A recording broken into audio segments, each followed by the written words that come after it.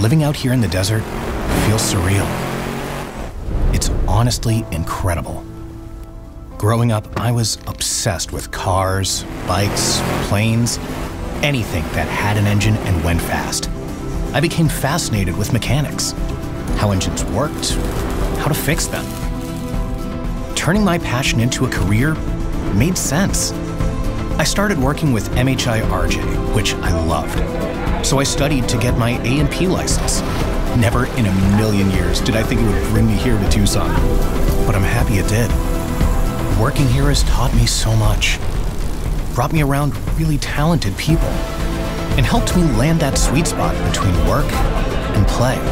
I relocated to Tucson to work as an aviation tech.